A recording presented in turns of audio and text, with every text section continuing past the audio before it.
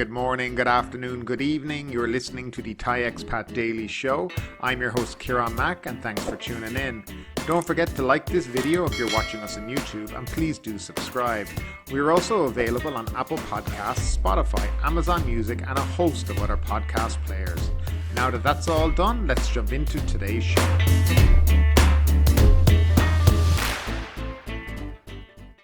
Well, hello there and welcome back to the Thai Expat Daily Show. I'm your host Kieran Mack as always, and today is Monday the 3rd of October 2022. Now before we get into today's show, don't forget to like this video, subscribe to the channel and click that notification bell just beside that subscribe button if you want to know when the next show will come up, and YouTube should hopefully let you know. So jumping into the first story of today, or actually all the stories of today, I thought we'd do a quick recap on pretty much all the stories that we've covered in the last few weeks that follow-ups are available on. So firstly, one of the stories that was trending last week was the decision whether or not Prayut Chan-o-cha, the Prime Minister of Thailand, would be able to continue as Prime Minister. Basically, the opposition of the government brought a case to the Constitutional Court in which they say that the Prime Minister has served his 8 years as Prime Minister, which is all you're allowed to do under the Constitution of 2017. They base this on that he took power in 2014,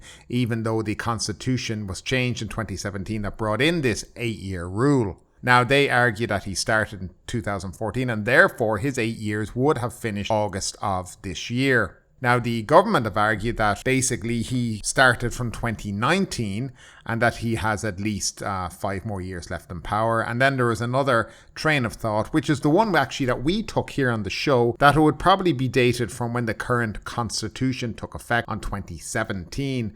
The judges came out on Friday in much anticipation of this, and I guess when we heard that the area around the Constitutional Court was deemed a security zone and no protests would be allowed here, we knew that the news was not going to be to remove Prayut as Prime Minister. Now again, as I said, as we predicted here in the show, they say that he started his tenure as Prime Minister from 2017. Therefore, he has a couple more years to run. It's quite interesting because basically next year will be his 6th year. With the new election, if he were to run again, he would only be allowed to have 2 more years as Prime Minister under the, through the next election period, or the next governmental period. So a lot of people are wondering and are thinking that he probably won't run again after the next general election because, well, each party is allowed to submit one person to be their prime ministerial candidate. And exactly why would they submit somebody that's only going to be able to legally serve for 2 years? They'll want a prime minister that will be there for the entirety of the government. So possibly and more than likely, this will be the last we see of Prayut after the next election, which is slated and penned in for May 2023. Now, moving along, and another story which has we featured before was in relation to this new LTR visa, the long-term resident visa that the government were touting as the savior for Thailand. They're predicting 1 million people will sign up in the first year or so of it.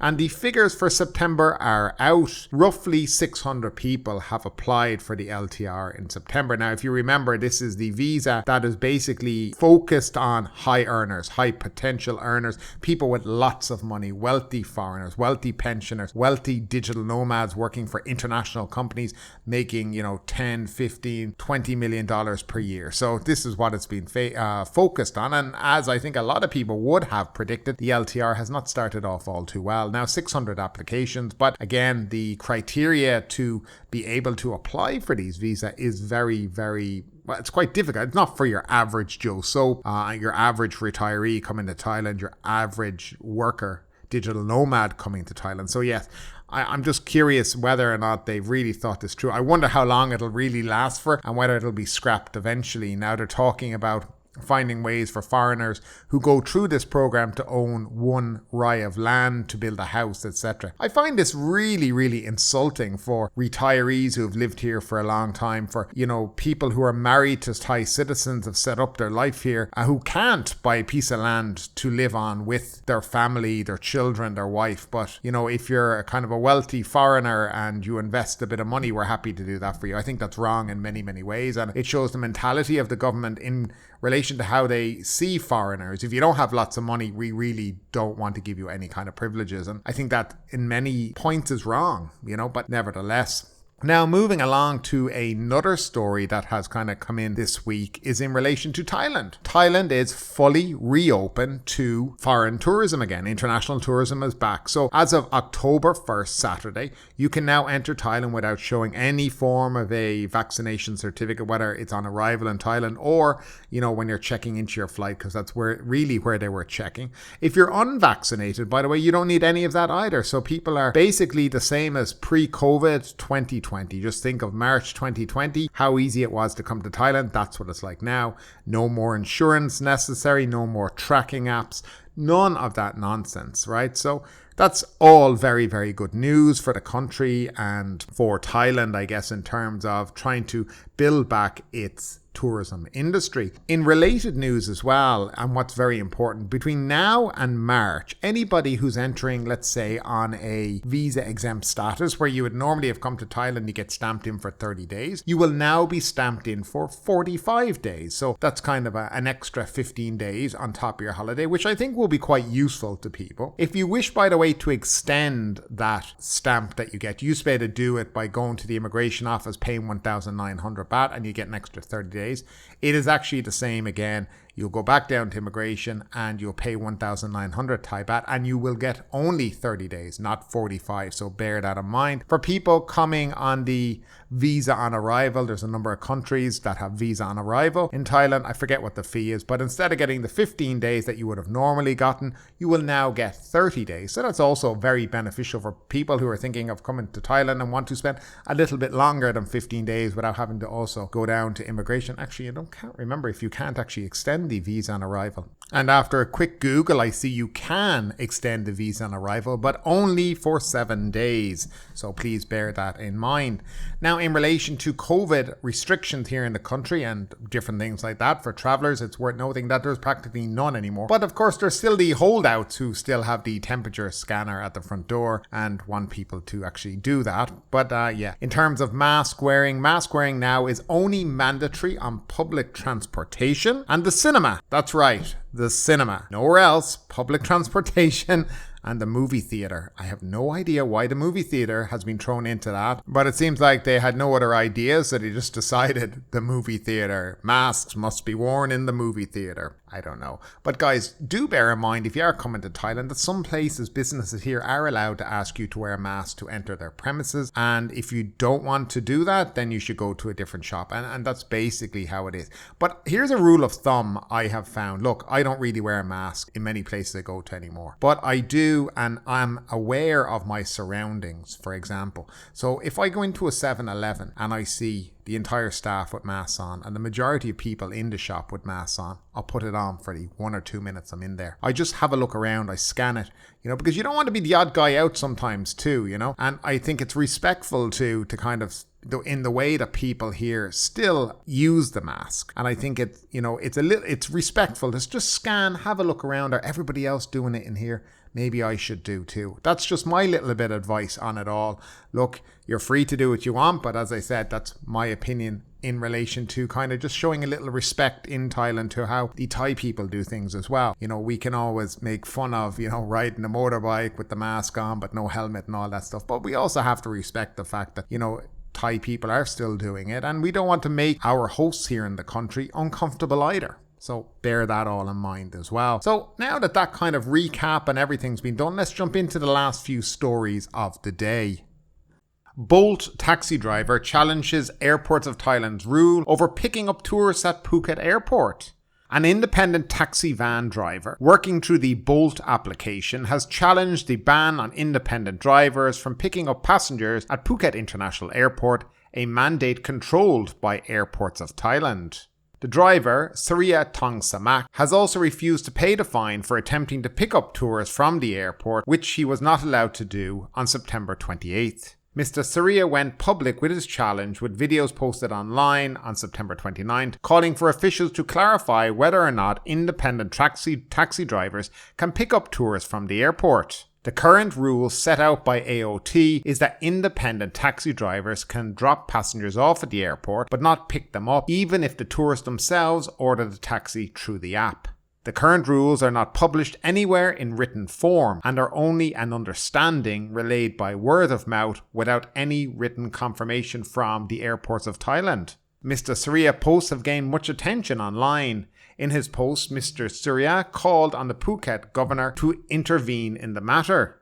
Is this a world-class tourist city? In the past, the province has always had a policy that tourists can use the taxi service through the app.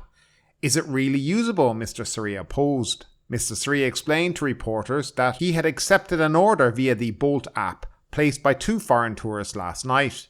The tourists asked to be picked up at the front at 7 p.m. and taken to Kata. Mr. Surya arrived at the airport and waited for the tourists, a young couple, who entered his van after exiting the arrivals hall. However, 2 security guards approached his van, preventing him from driving away. One of the security guards opened the door of the van and told the tourists to get out. The van was not allowed to pick up tourists at the airport, the couple were told. Mr. Surya was then escorted to where a poster in Thai language nearby explained that only approved taxi drivers were permitted to serve passengers at the airport. Drivers caught breaking the rules would be prosecuted and expelled from the airport grounds, the poster said. The security guard explained the terms so that Mr. Surya understood. Meanwhile, the tourists, unsatisfied with the experience and refusing to use the AOT-controlled taxi service at the airport, dragged their luggage to the main road in front of the airport and hailed a taxi from there. Mr. Surya was then taken to the Saku police station, located just south of the airport, where he refused to pay the fine for non-AOT-approved taxi drivers picking up passengers at the airport. Mr. Surya explained that his van is fully legal, registered for hire to carry passengers, and he has the requisite license to operate a taxi vehicle. I didn't hold up a sign or call out to get customers at the airport. I received my booking from the app. The customer had a clear identity, so I went to get it, he said. I want to fight for the rules to be the same for taxi operators, so it is the same for everyone. And so everyone knows what taxis are operating at the airport. How wrong is that, Mr. Surya said. The chief of the Phuket Public Land Transport Office, the PLTO, told reporters today that the issue was not a matter for his office to intervene with. The driver, Mr. Surya, has the correct taxi driver's license and his van is properly legally registered to be used as a taxi.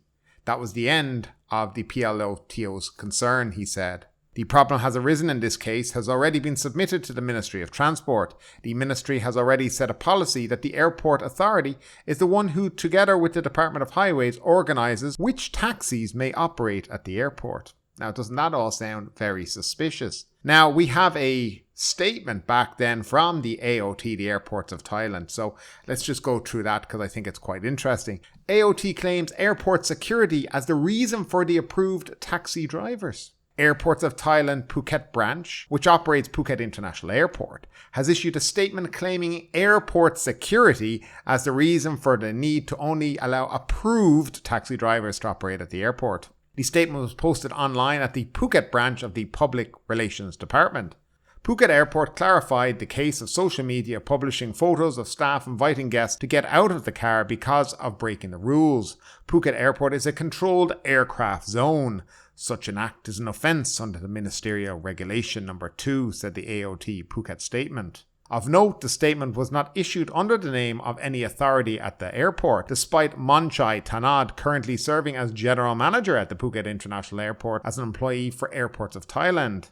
As clarified earlier this month as well, guys, Airports of Thailand is not a government agency or a private company, it is a state enterprise. So it goes through then what happened at gate number 1, and then they go on. Phuket Airport would like to clarify that Phuket Airport is a controlled aircraft area. Therefore, such an act is an offence under the ministerial regulation. Any person who performs any of 3 acts may be deemed guilty of unlawful exploitation of the airport as a government facility, the statement added. People are not allowed to announce or advertise their service with a sound device, a signboard, or any other means at the airport. People are not allowed to transport goods into the restricted airport area unless permitted by measures prescribed by airports of Thailand. And people are not allowed to solicit aircraft passengers or others to use vehicles or any other services that are not authorized by the competent officials, the statement noted. The objective is to track important information or complaints for outside services because Phuket Airport has a registration system and a database, it noted. While its lengthy explanation, the statement by AOT Phuket made no mention that the only taxi drivers who are allowed by AOT Phuket to pick up passengers at the airport pay millions of baht through concessions for the exclusive rights to do this. The statement did not respond to the one question asked by the taxi driver, Mr. Surya Tongsamak, yesterday, to publicly declare the exact rules of which drivers are allowed and which drivers are not. The current understanding, as evidence in practice, is that independent taxi drivers who operate through an app are allowed to drop passengers off at the airport but still are not allowed to pick them up. The statement made no mention of this. The statement also gave no explanation why AOT Phuket does not recognise drivers fully licensed and registered with the Phuket Land Transport Office and fully registered vehicles to operate as taxi drivers anywhere in Phuket. Now, the statement continues to go on about this, and there's a lot of questions to be asked in relation to this. And I can see possibly both sides here. The AOT are saying that, well, we only want registered taxi drivers, but it seems like it's a bit of a monopoly by a core group of taxi drivers at the airport who have exclusive rights to only pick up whoever the hell they want, which is a lot different, by the way, if you go to Bangkok, Suvarnabhumi, or even Don Muang Airport, where the taxi drivers picking up and dropping off can get into a queue system as long as you're a registered taxi. It doesn't say you have to be registered only to go to the registered by the airport. So in Phuket, yet again, more issues with taxi drivers, and there's been a number of stories this week about incidents with taxi drivers in Phuket who are not happy about this application. So let's just discuss exactly why they're not happy. The bottom line is, with the Bolt or Grab application, I don't know what you have around the world in other places. Uber, I guess, would be the closest one, but they don't have Uber here. Is that, you order your taxi online, you say I'm going from here to here, and it tells you how much it is. You can either pay in advance. I think generally you pay in advance, and that's it. So there's no negotiation. That's the rate. The rate is normally a decent rate. Okay, and that's it. There's no negotiation, there's no rip-offs, there's no trying to take you on mini tours around the province, to drop you off at what they call that, the travel agency on the way to get you to buy tours so that a taxi driver can get a commission of this. Yes. Tell me anybody who's had that ever happened to them, because it does. None of that happens because you've already agreed the price, you've paid in advance. That's it. Taxi driver's job is to take you from A to B, but not at the airport. Now, there's meant to be set prices, and they're not cheap, those set prices, and then generally you'd be paying 300 to 400 baht more than if you had gone with the app, if you were allowed to use the app. So they're making good money at the airport, these taxi drivers, and hence why they're paying millions in concessions to continue to allow them to still operate from there. Imagine if you were allowed to order your taxi through the app and there was an area for people to go to where the taxi driver would be, and then you'd go from there. Imagine if any taxi, as long as they're registered and legal, could go to the airport. And imagine if they all had to actually use meters. Could you imagine that part? Imagine how much your taxi ride would be then too. Half the price it is now. There is a monopoly. There is a mafiosa style taxi situation going on here in Phuket that has gone on for so long that it's literally next to impossible to get rid of. Tourists are being ripped off in relation to how much they're paying for taxis. You compare a taxi ride in Bangkok to a taxi ride in Phuket, it's night and day. And why is that? Because of all these concessions, big money being changed over to allow exclusive use. Even you just go to like a normal pub, there'll be taxis outside, and God forbid somebody who orders on an app waiting for his taxi ride to come and he pops in front of the line. World War III breaks out. These drivers that are causing the issues, and the problem is with them, is that they don't want to compete with Bolt or Grab or other places. These Bolt and Grab drivers work for cheaper amounts of money. They're getting paid less, but it incentivizes them to work more, work harder, try get more business. Whereas the guys that are sitting on the side of the road trying to, how much to go there? 600 baht for what?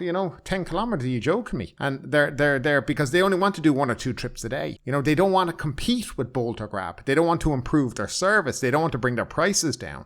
And that in general is the problem with taxis here in Phuket. It needs to be really sorted out, but that would take a strong leader, a strong governor or a strong minister to do this, but they're not strong. They always bow down to these guys. Everything is a misunderstanding and nothing ever gets solved. You look at every incident ever happened with a taxi driver, it's always put down to misunderstandings. It's very rare that a taxi driver gets suspended. It's very rare they have their license taken off them. It's very rare that they're ever even prosecuted. They get away with it here.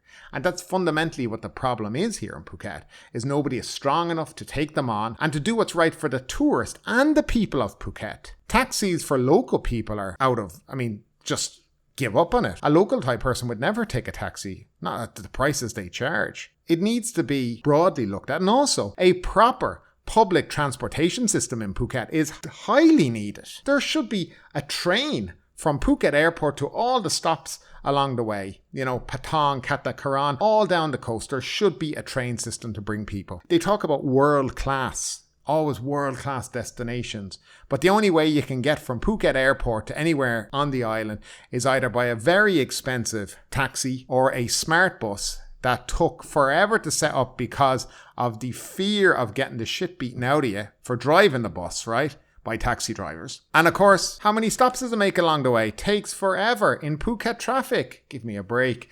Nobody wants to be sitting in that thing. So they're the only two options, really, in an international world-class destination as they like to promote Phuket as. I'm not buying it anymore, guys. What do you think about it yourself? What do you think needs to be done in Phuket to make transportation affordable for all? And to ensure that also locals and tourists are not ripped off. And that we have a situation where we have an open market where taxis are free to pick up whoever they want, whenever they want, at whatever location they want. I'd love to know your opinion, as always, guys, down below in that comment section.